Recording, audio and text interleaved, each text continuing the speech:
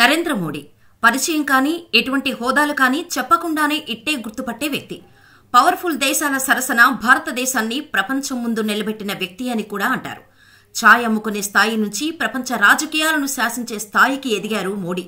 స్వాతంత్ర భారతదేశంలో దాదాపు అసాధ్యం అనుకున్న పనులు సైతం సుసాధ్యం చేసి శభాష్ అనిపించుకున్నారు మోడీ. సంచలన మార్పులు, విప్లవాత్మకమైన నిర్ణయాలు తీసుకుంటూ ఓ పార్టీ తనకు ఇచ్చిన గుర్తింపు కంటే తన వల్ల ఓ పార్టీకి ఎక్కువ గుర్తింపు తీసుకువచ్చిన రాజకీయ యోధుడు మోడీ. ఇవన్నీ నాణానికి ఒకవైపు.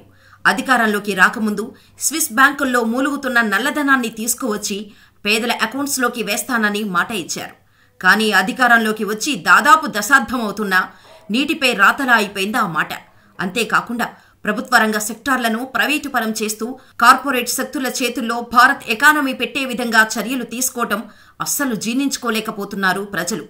అసలు ఏం తప్పులు చేయకుండా నరేంద్ర మోడీ ఓ కామన్ మ్యాన్ స్థాయి నుంచి ప్రపంచ రాజకీయాలను శాసించే స్థాయికి వచ్చారా? గోత్రా అల్లర్లకు మోడీకి సంబంధం ఏంటి? పెళ్లైనా ఆ విషయాన్ని 20 ఏళ్లు దాచేందుకు ఎందుకు ప్రయత్నించారు? హిందూ ధర్మాన్ని ఓ ఆయుధంగా వాడుకొని పవర్లో ఉంటున్నారా? తెలుసుకుందాం. ఆర్మీలో జాయిన్ అయ్యి దేశాన్ని రక్షించాలని అనుకున్నారట మోడీ చిన్నప్పుడు. కానీ అనూహ్యంగా 8 ఏళ్ల వయసులోనే ఆర్ఎస్ఎస్లో జాయిన్ అయి క్రమంగా పాలిటిక్స్కు ఆకర్షితులై ఇప్పుడు పవర్ఫుల్ లీడర్గా ఎదిగారు మోడీ. మోడీ సెప్టెంబర్ 17, 1950లో గుజరాత్లోని వాద్నగర్లో ఓ పేద కుటుంబంలో పుట్టారు. తల్లిదండ్రులు దామోదర్ దాస్ మోడీ, హీరాబెన్ దంపతులకు 3వ సంతానంగా జన్మించారు. నరేంద్ర మోడీ పాఠశాల విద్యను వాద్నగర్లో ఢిల్లీ విశ్వవిద్యాలయం నుంచి దూర విద్య ద్వారా రాజనీతి శాస్త్రంలో డిగ్రీ, గుజరాత్ విశ్వవిద్యాలయం నుంచి రాజనీతి శాస్త్రంలో పోస్ట్ గ్రాడ్యుయేషన్ పూర్తి చేశారు. విద్యార్థి దశలోనే ఆర్ఎస్ఎస్లో చేరి వాద్నగర్లో స్వయం సేవక్గా శాఖలకు వెళ్లేవారు. తండ్రి రైల్వే స్టేషన్లో టీ అమ్మేవారు. ఓ పక్క స్కూల్కి వెళ్తూనే మరోపక్క తండ్రికి పనుల్లో సాయం చేస్తూ ప్లాట్ఫామ్పై టీ అమ్మేవారు మోడీ. 8 ఏళ్ల వయసు వచ్చేసరికి ఆర్ఎస్ఎస్లో సభ్యుడిగా చేరిపోయారు. ఆర్ఎస్ఎస్ అంటే రాష్ట్రీయ స్వయం సేవక్ సంఘ్. దీని ముఖ్య ఉద్దేశం హిందూ మతం యొక్క ఐడియాలజీని వ్యాప్తి చేయటం. స్వాతంత్ర్యం వచ్చిన సంవత్సరానికి ఆర్ఎస్ఎస్ని భారత ప్రభుత్వం బ్యాన్ చేసింది. ఎందుకంటే 1948లో గాంధీని నాథురాం గాడ్సే చంపటం వల్ల నాథురాం గాడ్సే గాంధీని చంపితే మధ్యలో ఆర్ఎస్ఎస్ని ఎందుకు బ్యాన్ చేశారు అన్న డౌట్ వచ్చిందా? చెబుతాను వినండి. నాథురాం గాడ్సే ఆర్ఎస్ఎస్ సభ్యుడిగా ఉన్నాడని, గాంధీ చనిపోయిన తర్వాత ఆర్ఎస్ఎస్ సభ్యులు స్వీట్స్ పంచిపెట్టుకుని ఆనందపడ్డారని బ్యాన్ చేశారు. కానీ ఆర్ఎస్ఎస్ న్యాయ పోరాటానికి దిగింది. నాథురాం గాడ్సే 1946లోనే ఆర్ఎస్ఎస్ నుంచి బయటకు వెళ్లిపోయాడు. అతనికి తమ సంఘానికి ఎటువంటి సంబంధం లేదని, తమ సంఘంపై బ్యాన్ ఎత్తివేయాలని డిమాండ్ చేసింది. వారి పోరాటానికి దిగి వచ్చిన గవర్నమెంట్ బ్యాన్ని ఎత్తివేయడమే కాకుండా అరెస్ట్ చేసిన ఆర్ఎస్ఎస్ లీడర్స్ ని కూడా వదిలేశారు. అప్పుడే ఆర్ఎస్ఎస్ సైనికులు దేశవ్యాప్తంగా ఉండాలని సంఘంలో యాక్టివ్గా ఉండే లీడర్స్ ని సెలెక్టివ్గా ఇతర రాష్ట్రాలకు పంపించింది. అలా గుజరాత్కు లక్ష్మణరావు ఇమాందర్, ఈయన్నే ముద్దుగా వకీల్ సాబ్ అని కూడా పిలుస్తారు. మోడీని రాష్ట్రీయ స్వయం సేవక్ సంఘ్లోకి తీసుకొచ్చిన ఘనత ఎవరికైనా ఇవ్వాలి అంటే అది లక్ష్మణరావు ఇనాందర్ అలియాస్ వకీల్ సార్కే దక్కుతోంది. అప్పట్లో వకీల్ సార్ గుజరాత్లో ఆర్ఎస్ఎస్ ప్రాంతీయ ప్రచారకులుగా ఉండేవారు. 1984 వకీల్ గారు మృతి చెందారు. కానీ మోడీ ఆయన్ను ఎప్పటికీ మర్చిపోలేకపోయారు. తర్వాత మోడీ మరో ఆర్ఎస్ఎస్ కార్యకర్త రాజాభాయ్ నేనేతో కలిసి వకీల్ గారిపై సేతుబంద్ అనే ఒక పుస్తకం కూడా రాశారు. మోడీకి 13 ఏళ్లు వచ్చేసరికి ఆయన కుటుంబం 11 ఏళ్ల జసోదా బేన్తో ఆయనకు వివాహం చేసింది. కొన్ని రోజులు ఆమెతో ఉన్న తర్వాత మోడీ తన ఇల్లు వదిలి వెళ్లిపోయారు. తర్వాత సన్యాసం తీసుకుని దేశంలోని ఎన్నో మఠాలు, పుణ్యక్షేత్రాలలో తిరుగుతూ ఎంతో మంది యోగుల గురించి చదివారు. అలా ఆయనను బాగా ఇన్ఫ్లుయెన్స్ చేసిన వ్యక్తి స్వామి వివేకానంద అని చెబుతారు. 1968లో గుజరాత్కు తిరిగి వచ్చేశారు మోడీ.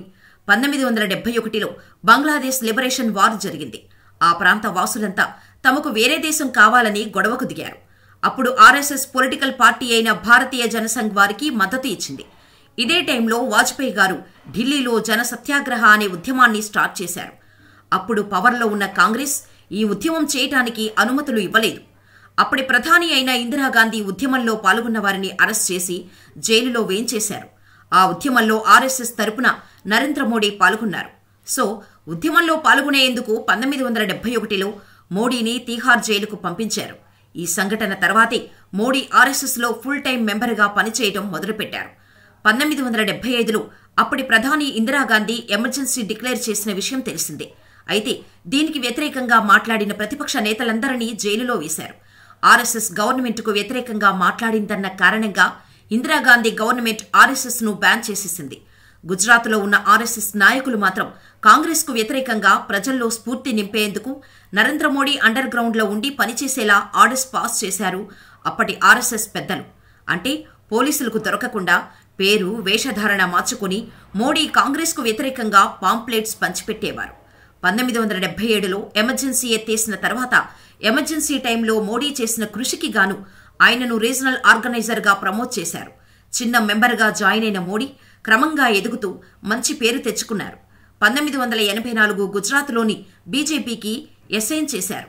అంటే ఆ రాష్ట్రంలో బీజేపీకి సంబంధించిన పొలిటికల్ వ్యవహారాలను దగ్గరుండి చూసుకునే పని అన్నమాట. అప్పట్లో ఆర్ఎస్ఎస్లోని కీలక నేతలు బీజేపీ వ్యవహారాలను చూసుకునేందుకు ఎస్ఐన్ చేసేవారు. అలా మోడీని గుజరాత్ స్టేట్ ఆర్గనైజింగ్ సెక్రటరీగా నియమించారు. అలా ఆర్ఎస్ఎస్ నుంచి బీజేపీలోకి వచ్చారు మోడీ. అలా 1995లో వచ్చిన ఎన్నికల్లో గుజరాత్లో కాంగ్రెస్పై బీజేపీ ఘన విజయం సాధించడానికి కృషి చేశారు మోడీ. అలా అంచెలంచెలుగా ఎదుగుతున్న క్రమంలోనే గుజరాత్లో బీజేపీ ప్రభుత్వం పడిపోయే ప్రమాదం వచ్చినప్పుడు, అంటే 2001 అక్టోబర్ 7న నరేంద్ర మోడీ గుజరాత్ ముఖ్యమంత్రిగా ప్రమాణం చేశారు. అప్పటికి ఎలక్షన్స్కి ఇంకా 1 సంవత్సరమే టైం ఉంది. మోడీ సీఎంగా బాధ్యతలు చేపట్టిన 4 నెలల తర్వాత అయోధ్య నుంచి తిరిగి వస్తున్న కరసేవకుల కోచ్కు గోధ్రాలో మంటలు అంటుకుని 58 మంది మృతి చెందారు. ఇది మోడీ నాయకత్వానికి మొదటి పరీక్షగా నిలిచింది.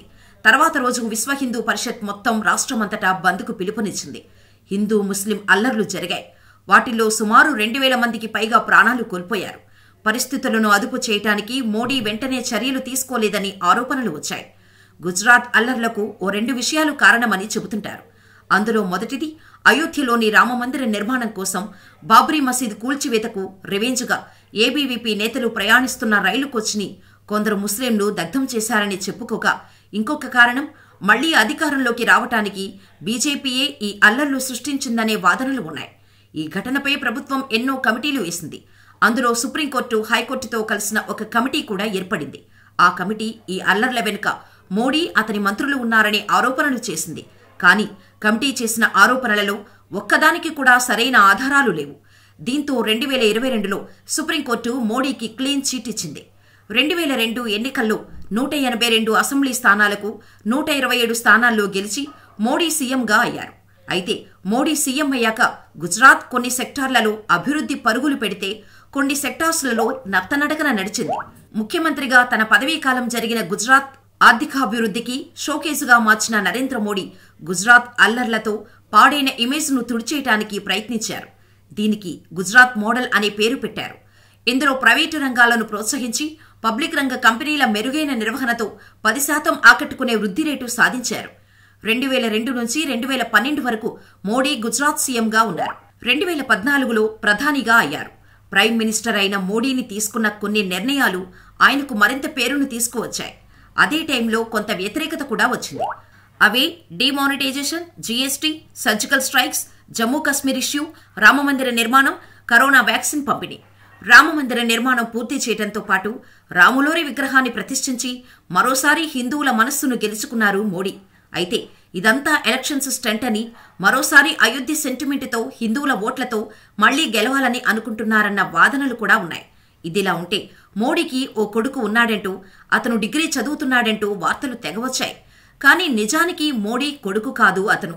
ఆ యువకుడి పేరు జీత్ బహదూర్. ఇతనొక పేద నేపాలీ వలసదారు.